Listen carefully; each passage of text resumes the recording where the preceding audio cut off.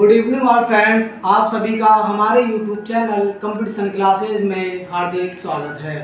दोस्तों, आज हम बात करेंगे भारत के दो यूटी को लेकर। या हम कहें आपसे कि जम्मू कश्मीर जो पहले जिला स्टेट हुआ करता था या सूबा हुआ करता था, उसको अब सरकार ने उसमें फेरबदल करके या आर्टिकल 73 को हटाने के बाद उसको जो है यूटी में तब्दील कर दिया है। पहले लद्दाख और जम्मू कश्मीर दोनों एक ही के अंदर आते थे, या हम कहें कि एक स्टेट था और दोनों उसी के हिस्से हुआ करते थे। लेकिन प्रेजेंट में 2019 से गवर्नमेंट ने जब आर्टिकल 370 को हटाया तो उसके बाद इन दोनों को दो भागों में डिवाइड कर दिया है।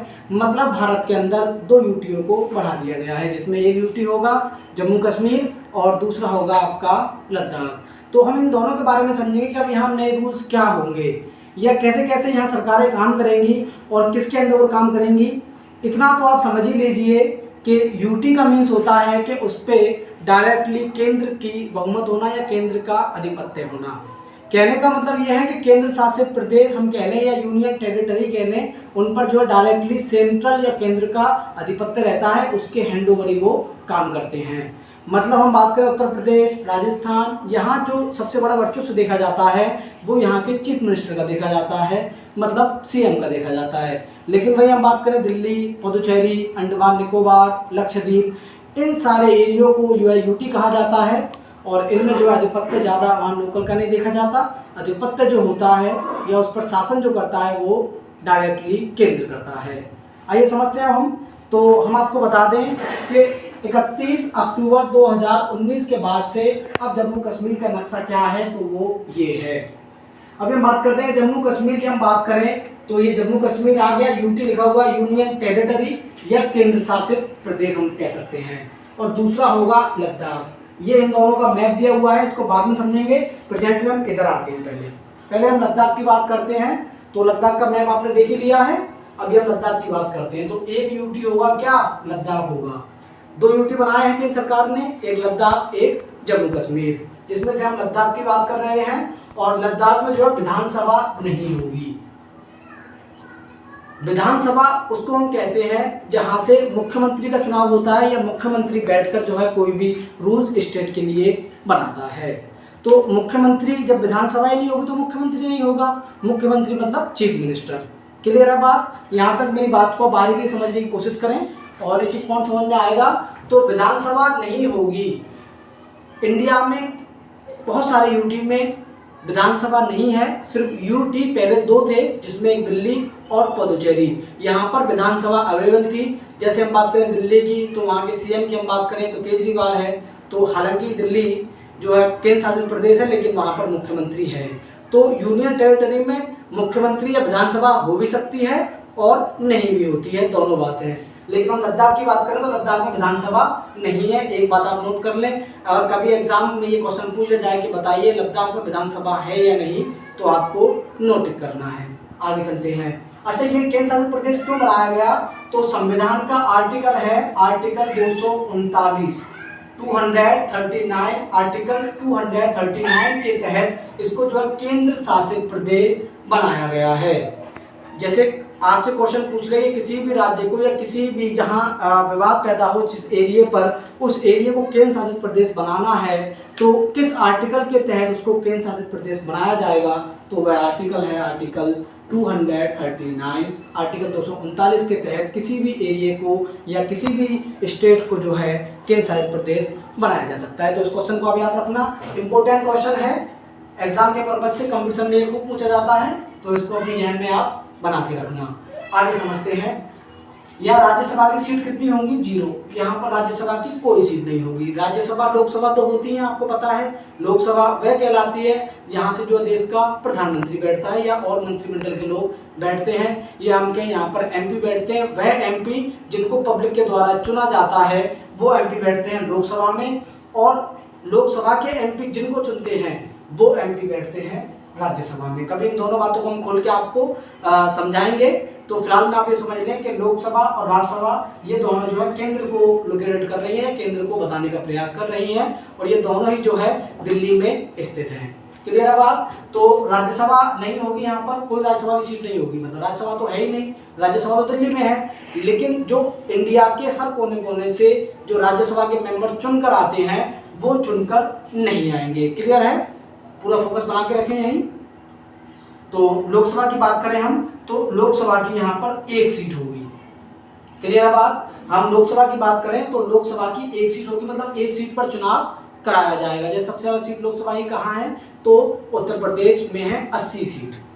लोकसभा की 80 सीट किस राज्य में है, उत्तर प्रदेश में है। भारत के सबसे ज्यादा सीट जिस राज्य के पास है, ये जिस यूनियन टेरिटरी के पास है, ये हम कहें कि भारत में सबसे ज्यादा सीट किस राज्य के पास है, तो उत्तर प्रदेश के पास है। क्लियर है बात।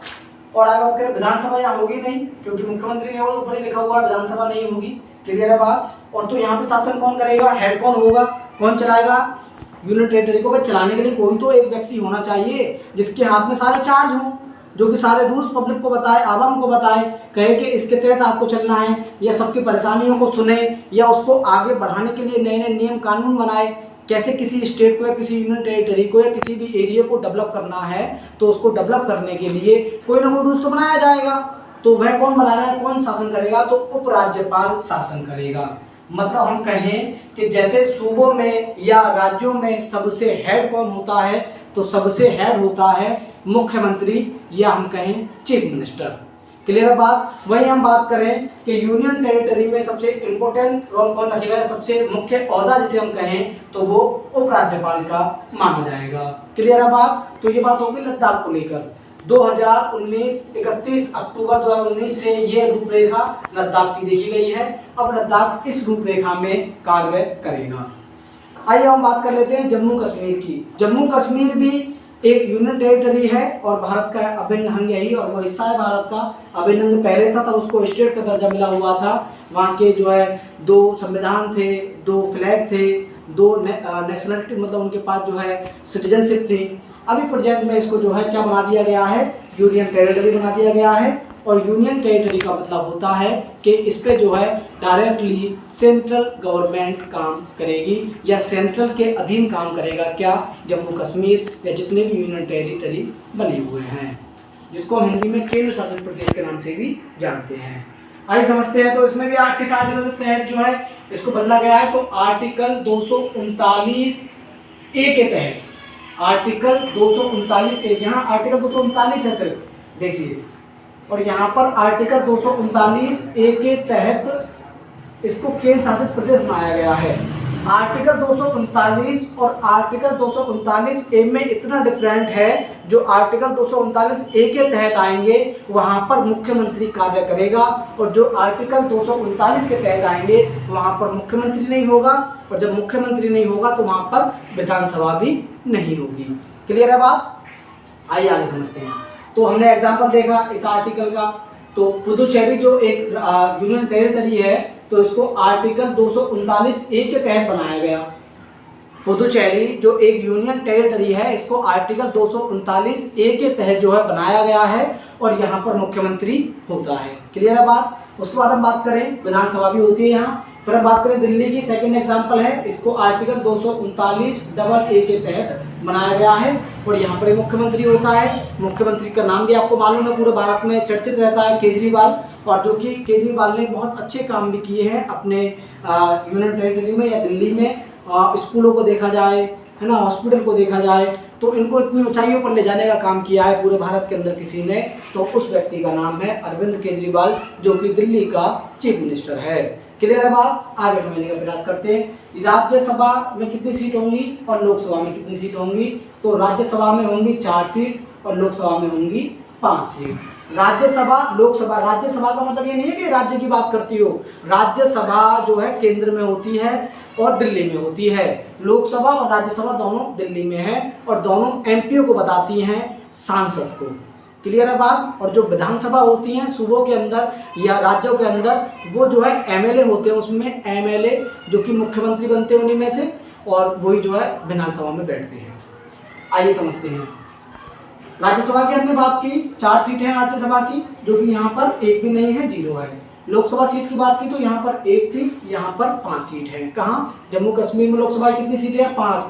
डायरेक्टली क्वेश्चन ऐसे भी कभी कभी पूछ लिया जाता है कि बताइए जम्मू कश्मीर में लोकसभा की कितनी सीटें हैं, तो आंसर होगा आपका 5। राज्यसभा की कितनी सीटें हैं, तो आंसर होगा 4। ये याद रखना, ऐसे भी क्वेश्चन एग्जाम में खूब पूछा जाता है। फोकस बना के रखिए और समझ में आएंगी चीज़ें। बिल्कुल स्लोली वे में मैं आपको समझाने का प्रयास कर रहा हूँ, तो मुझे उम्मीद है कि आपकी समझ में चीज़ें आराम से आ रही होंगी। आइए हम बात करते हैं विधानसभा की। विधानसभा यहाँ तो है क्योंकि यहाँ मुख्यमंत्री होगा तो विधानसभा भी होगी। विधानसभा मुख्यमंत्री तभी होगा तब विधानसभा होगी। जब किसी सूबे में या किसी यूनियन टेरिटरी में विधानसभा नहीं होगी तो मुख्यमंत्री नहीं होगा। तो आइए समझते हैं। तो विधानसभा की टोटल सीट है 114। जम्मू कश्मीर में 114 सीट है विधानसभा की, जिसमें से 90 सीट तो जम्मू कश्मीर के पास है, या हम कहें भारत के हैंडओवर हैं, और 24 सीटों पर पाकिस्तान ने अपना कब्जा बनाया हुआ है।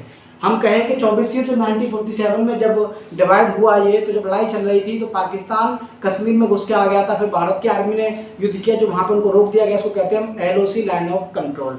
क्लियर है बात? तो उसके बाद 24 सीट चली गई हैं पाकिस्तान के हैंडओवर में, और 90 सीटों पर अभी आधिपत्य किसके पास है? भारत सरकार के पास है या इंडियन गवर्नमेंट के पास है। और जिसमें से 2 सीट महिलाओं के लिए फिक्स कर दी गई हैं कि कम से कम 2 सीटों पर तो महिलाएं होंगी। विधानसभा के अंदर कम से कम 2 सीटों पर तो महिलाओं का योगदान देखा ही जाएगा। ज़्यादा हो वो एक अलग बात है, 10 हो, 20 हो, 50 हो, 100 हो, लेकिन कम से कम 2 तो हों जो कि महिलाओं की हक की बात कर सकें, महिलाओं के वजूद को उठा सकें, महिलाओं के जो जिस तरीके से उन्हें परेशानियाँ हों, सारी परेशानियों को विधानसभा में रख सकें। तो इसलिए जम्मू कश्मीर विधानसभा में 2 सीट महिलाओं के लिए फिक्स कर दी गई हैं, आरक्षित कर दी गई हैं, रिजर्वेशन दे दिया गया है। क्लियर है बात? और फिर हम आपको बता दें टोटल 114 सीटें हैं, 90 भारत सरकार के पास हैं और 24 पर जो है पाकिस्तान ने कब्जा किया हुआ है। अब थोड़ा सा हम बात कर लेते हैं कश्मीर के मैप को लेकर। आइए हमने बना दिया है, कोशिश की है कश्मीर का मैप बनाने की, लेकिन जैसा है बन गया है, आप समझ लेना और समझ में आ जाएगा। देखिए ये कश्मीर है पूरा, और कश्मीर के बाद आपको ये दिख रहा होगा लद्दाख की बाउंड्री हो रही है यहाँ से ऐसे करके, ये लद्दाख है, ये यूनियन टेरिटरी है, ये जम्मू कश्मीर। जम्मू कश्मीर की जो 24 सीट गई हुई है, ये मैंने आपको दिखाया पॉइंट में दिखाकर, ये है आज़ाद कश्मीर, और यहाँ से लगा हुआ है पाकिस्तान। तो आज़ाद कश्मीर पाकिस्तान के हैंडओवर में है, और इसको जो है अलग मान्यता पाकिस्तान ने दे दी है, अलग से इसको जो है एक सूबा के लिए दिखा दिया गया है कि आज़ाद कश्मीर एक सूबा है। तो ये एरिया किसके हैंडओवर है? आज़ाद कश्मीर के, और ये है गिलगित बल्तिस्तान। तो ये पूरा एरिया जो है 2 भागों में बटा हुआ है, एक गिलगित बल्तिस्तान और दूसरा है आज़ाद कश्मीर। इस पर पाकिस्तान ने अपना कब्जा बनाया हुआ है। और फिर हम यही बात करें तो ये है आपका अक्साई चीन, इस पर कब्जा बनाया हुआ है चाइना ने। क्लियर है बात? मतलब हमारा जो कश्मीर है वो बहुत हिस्से से जो टूटा हुआ है, हम कहें तो इतने हिस्से पे जो है भारत सरकार के हैंडओवर में आ रहा है, भारत सरकार का कब्जा है इतने हिस्से पर, जिसमें जम्मू कश्मीर ये हो गया, लद्दाख ये हो गया। आज़ाद कश्मीर की हम बात करें तो इसमें पाकिस्तान का आधिपत्य है। गिलगित बल्तिस्तान की बात करें तो ये भी पाकिस्तान के हैंडओवर है, और अक्साई चीन की बात करें हम तो ये भी चाइना के हैंडओवर है। क्लियर है बात? मतलब हम कहें कि हमें अपने देश के, हमारे मुल्क के जो सैनिक हैं, जो सोल्जर हैं, जो हमारे कश्मीर को बचाए हुए हैं, हमें उनको सलाम करना चाहिए, उनके काम को सराहना चाहिए। क्यों सराहना? इसलिए चाहिए कि बताइए इधर भी दुश्मन है, इधर भी दुश्मन है, इधर भी दुश्मन है, इधर भी दुश्मन है, मतलब तीनों तरफ दुश्मनों से घिरे हुए हैं, फिर भी जो है अपने कश्मीर की रक्षा कर रहे हैं, उसके लिए अपनी जान की कुर्बानी दे रहे हैं। तो हमें ऐसे लोगों को याद करना चाहिए। तो ये मैप है कश्मीर का, और इस पर विवाद 1947 से चलता आ रहा है, और न जाने इस पर जो है विवाद कब ख़त्म होगा। ये विवाद कब ख़त्म होगा तो शायद जो पड़ोसी मुल्क पाकिस्तान है उससे हमारे ताल्लुक बेहतर हों, उसके हमसे बेहतर हों, ना जाने कब विवाद ख़त्म होगा। इस कश्मीर की वजह से जो है दोनों मुल्कों में खटास रहती है, और जब समय समय पर जो है यहाँ हमले होते रहते हैं, परेशान किया जाता है, आतंकवादी आते हैं इंडिया में, कोई ना कोई नुकसान हमें पहुँचा कर जाते हैं। इसका हमें खामियाजा नहीं भुगतना पड़ रहा है, लेकिन जो है शायद इसका कोई सोल्यूशन हो जाए, कोई गलत बात है। लेकिन हमने पॉइंट पे आते हैं, यहाँ पर ST और SC आरक्षण लागू कर दिया गया है 31 अक्टूबर 2019 से यहाँ पर लागू कर दिया गया है। पहले यहाँ पर SC आरक्षण था, रिजर्वेशन SC का पहले से अवेलेबल था, लेकिन अब ST का भी बढ़ा दिया गया है। और जम्मू कश्मीर में जो हमारी 114 विधानसभा सीटें हैं उसके हिसाब से यहाँ 10% मंत्री होंगे, तकरीबन 10-11 मंत्री जो है यहाँ के मंत्रिमंडल में देखे जाएंगे। ये अभी तक का जम्मू कश्मीर का न्यू मॉडल है, जिस मॉडल के तहत जम्मू कश्मीर अब काम करेगा, और जो जम्मू कश्मीर और लद्दाख भी। क्लियर है बात? तो आपको हमारी वीडियो समझ में आ गई होगी। अगर आपको कोई डाउट या कोई परेशानी हो तो आप कमेंट में अपनी राय जरूर दें, और हमारी वीडियो अगर आपको पसंद आई, आपके समझ में कुछ आया है तो हमारे चैनल को सब्सक्राइब भी कर दें।